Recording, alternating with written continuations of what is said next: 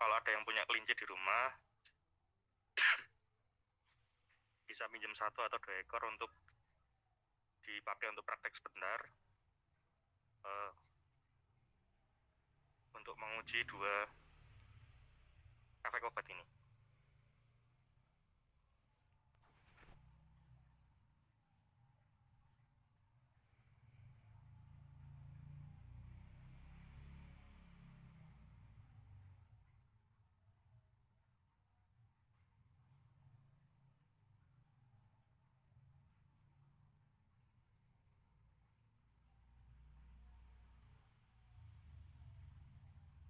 Oke, jalankan lagi. Judul yang selanjutnya adalah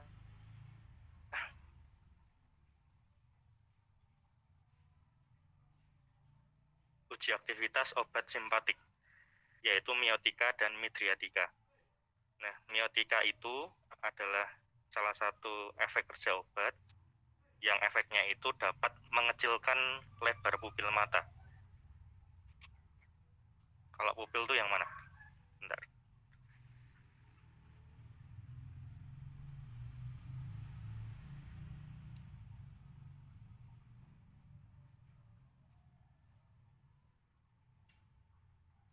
Pupil yang mana? Yang nomor 1 atau yang nomor 2 ini?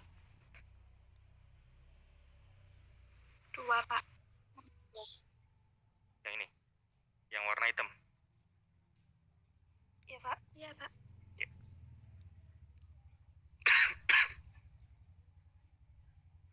Jadi nanti yang dilihat adalah lebar dari pupil mata ini. Nah, kalau miotika, dia mengecilkan.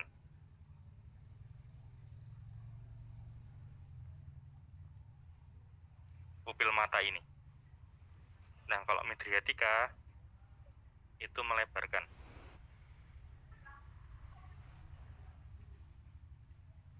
Nah, keduanya ini dia bermanfaat untuk mengatur tekanan pada bola mata. Kalau kelebihan tekanan pada bola mata yang terjadi apa? Matanya.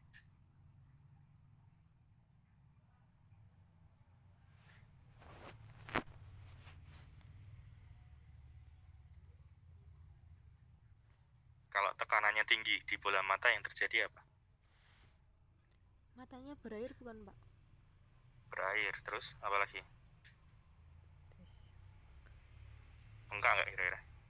Iya. Ya, bengkak. Tahu glaukoma? Penyakit glaukoma.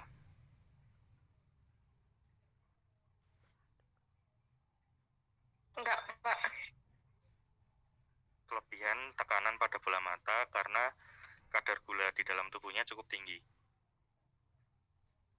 Nah, orangnya yang mengalami glaukoma itu matanya itu kalau dilihat kayak hampir keluar itu loh, karena tekanannya saking tingginya. Jadi kayak melotot. Saya tunjukkan gambarnya sebentar.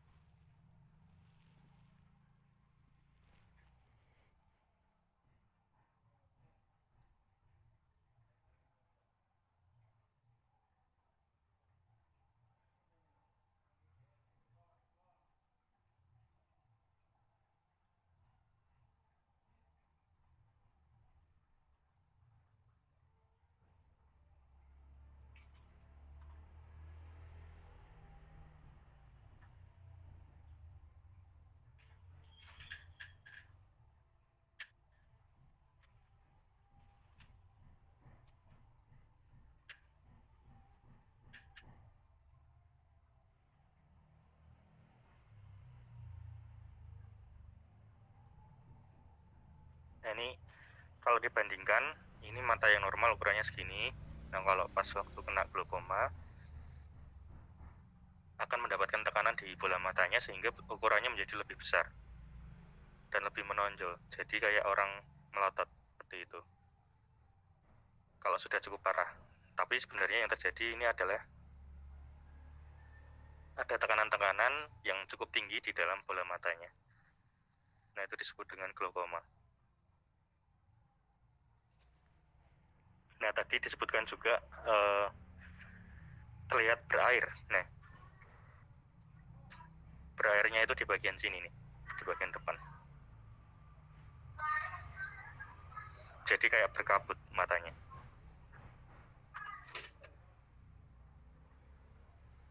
Ada pertanyaan sampai di sini? Bedanya miotika dan midriatika?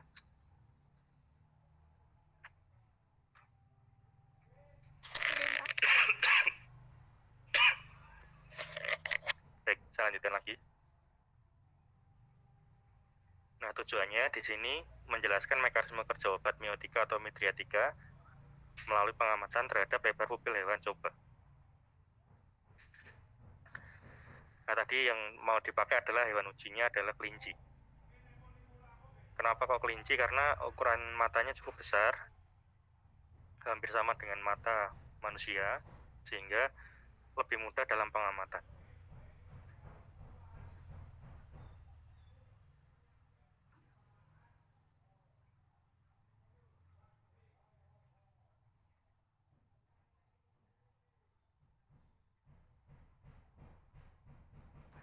Lanjut, dasar teorinya seperti biasa, alat bahannya gunting, kotak handling, kain atau serbet, stopwatch, lampu senter, dan penggaris. Nah, penggarisnya silakan membawa yang penggaris yang bening. Jangan penggaris yang kaki. Ada ya penggaris yang bening itu? Jangan Ada, Pak. nggak perlu yang panjang 30 cm, boleh yang 15, yang pendek juga nggak apa-apa, yang penting bening. Untuk mengukur diameter dari pupil mata nanti.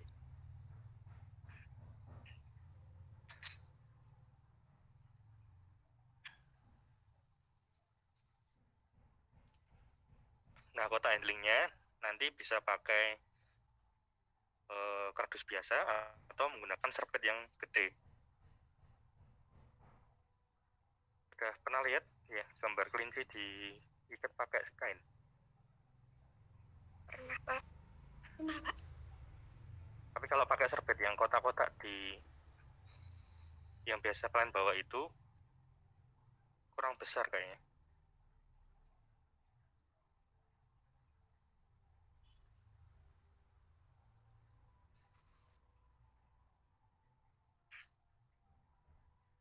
Nah, saya tunjukkan gambarnya.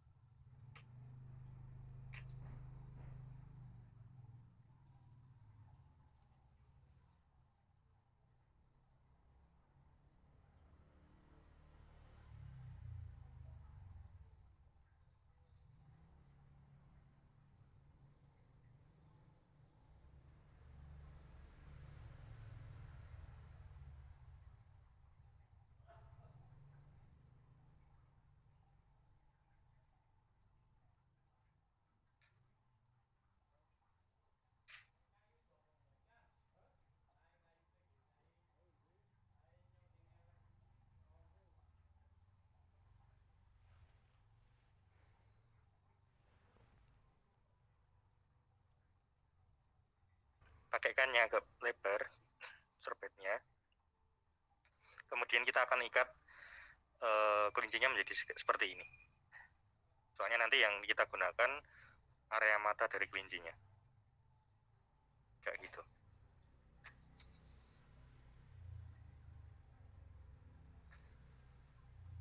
bahan yang digunakan ada hewan uji kelinci, ada homatropin, ada pilokarpin.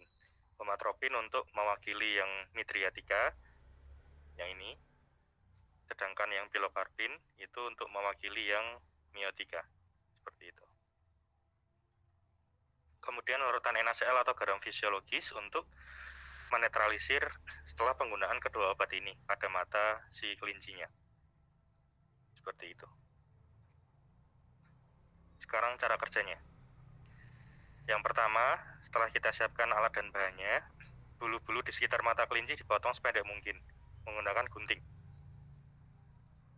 Ya, kira-kira kalau ada yang bulu yang cukup panjang itu dipotong dulu sehingga untuk mempermudah pengamatan di area mata. Kemudian kelincinya dimasukkan ke kotak khusus atau diikat menggunakan kain yang sudah disiapkan tadi.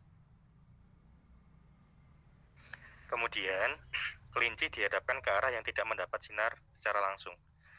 Nah, kalau pupil mata itu kalau kena sinar matahari mengecil atau membesar?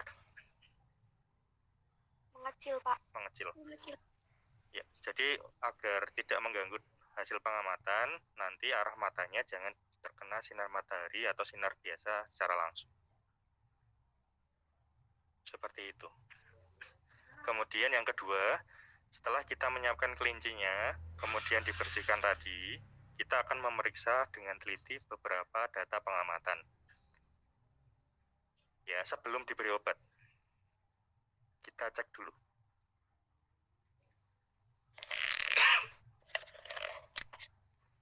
Yang pertama, kita cek lebar pupil kiri dan kanan menggunakan penggaris bening tadi.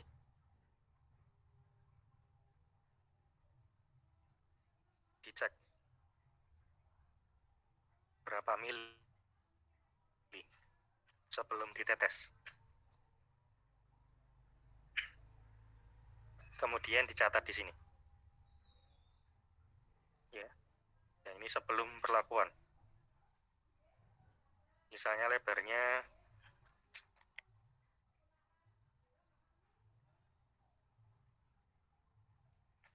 10 mili misalnya.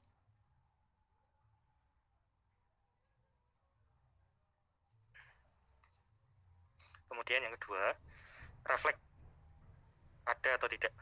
Nah,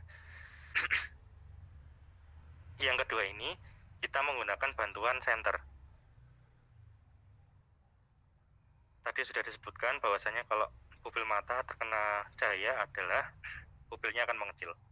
Nah, diamati ada refleks itu atau tidak setelah diberikan cahaya ke arah mata menggunakan senter. Kalau tidak melebar, tidak mengecil, ada refleks ya berarti? Enggak, Pak. Ya ada. Tapi kalau bisa melebar atau Oke. Tapi kalau bisa melebar atau mengecil, berarti ada refleks cahaya. Di sini positif.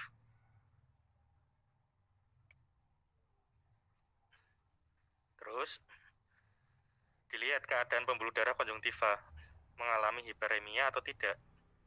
Pernah melihat nggak di bagian putih ini ada pembuluh darah merah kalau iritasi? Pernah, Pak. Nah, itu diamati. Kira-kira sebelum perlakuan di bagian yang putih ini ada pembuluh darah yang tampak atau tidak. Kalau ada, itu disebut dengan hiperemia atau terjadi iritasi di situ.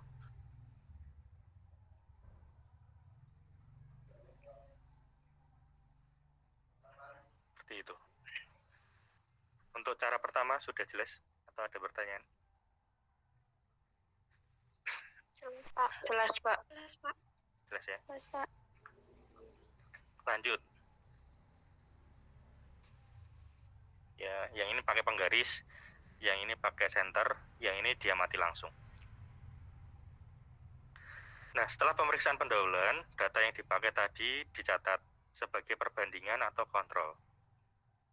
Nah, kemudian itu sebaiknya dicek sebanyak 3 kali, masing-masing 10 menit.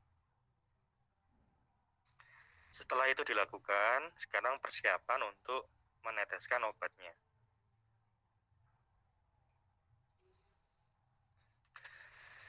diteteskan obat pada salah satu mata, sehingga obat yang diteteskan tidak keluar dari mata. Kalau kalian pakai obat tetes mata, yang ditetesi di bagian mananya?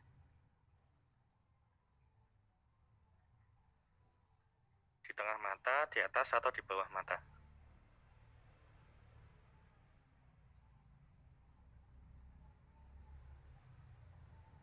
Di tengah, Pak. Di tengah? Iya, Pak. Di bawah, Pak, biasanya.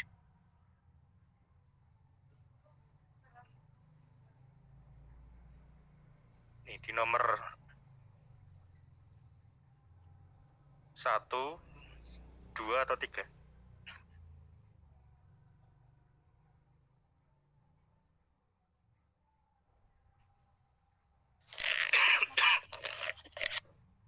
Ini ya? 1, Pak.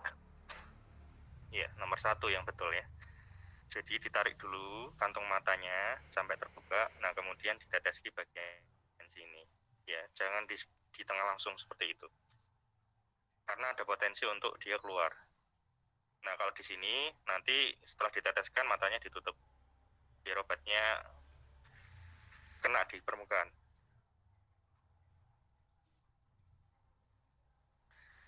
Nah, di situ nanti kita akan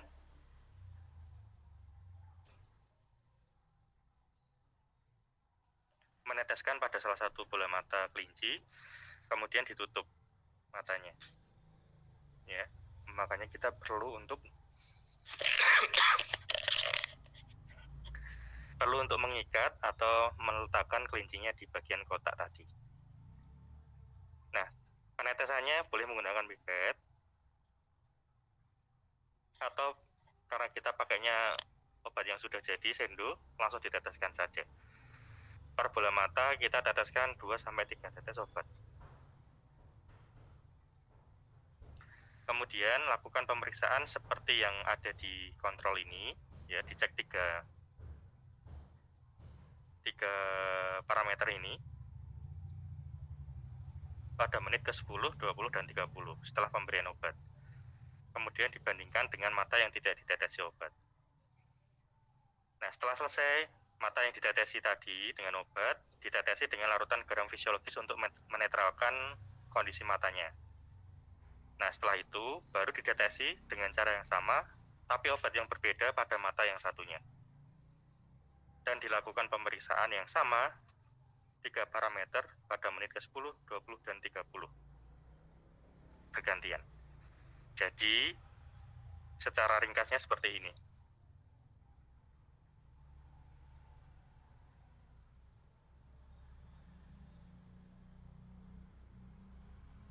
Yang pertama dilakukan tadi adalah kita cek kontrolnya dulu sebagai data pembanding. Sebelum ditetesi obat, kedua matanya diukur 3 parameter tadi. Yang pertama sudah jelas? Jelas, Pak. Jelas. Oke. Jelas, Pak. Langkah selanjutnya setelah data itu didapat, kita persiapan untuk meneteskan, misalnya yang pertama kita gunakan adalah yang pilocarpin. Nah, pilocarpin ini ditetesi 2-3 tetes pada mata, misalnya yang pertama sebelah kiri dulu. Kemudian dicek pada menit ke-10, 20, dan 30 untuk 3 parameter tadi. Yang mata kanan tidak ditetesi apa-apa dan dicek hal yang sama pada menit 10, 20, dan 30. Langkah kedua sudah jelas? Jelas, Pak. Jelas, Pak. Jelas ya? Baik, lanjut. Nah, setelah itu kita tetesi mata yang tadi ditetesi dengan pilocarpin, kita tetesi dengan NaCl untuk menetralkan. Ditunggu beberapa saat. NaCl diteteskan pada mata yang sudah diberi pilocarpin dan ditunggu beberapa saat. Sampai di sini jelas? Jelas, Pak. Jelas, Pak. Jelas, Pak. Oke. Langkah terakhir.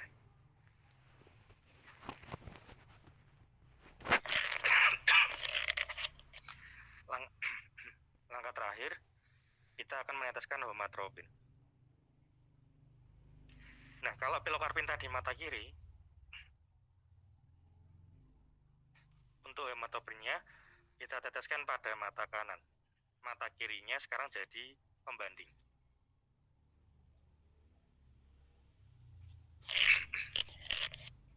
Kemudian dicek hal yang sama pada menit ke-10, 20, dan 30 untuk yang hematropin. Ya, kebalikannya, kalau pilokarpin di mata kiri, homatropinnya di mata kanan. Tapi sebelumnya harus dinetralkan dulu dengan NaCl, mata yang sudah diberikan obat. Sehingga nanti di datanya sini kita mendapatkan hasil sebelum, kemudian yang pilokarpin mata kiri ya, pada menit ke-10, 20, 30. Terus kontrol negatif, kontrol pilokarpin menit 10, 20, 30. Kemudian ini mata kiri, ini mata kanan. Kemudian setelah dinetralkan, di sini homatropin 10, 20, 30. Mata kanan, yang mata kirinya kontrol homatropin. Menit 10, 20, 30. Dicek lebar pupilnya berapa, refleksnya seperti apa, ada iritasi atau tidak, untuk semua datanya.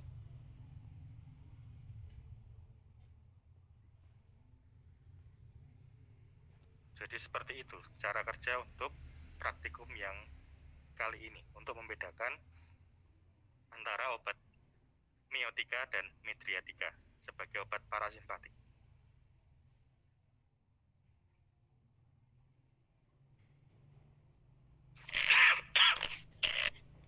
Silakan kalau ada pertanyaan. Ada yang belum jelas atau sudah jelas semua?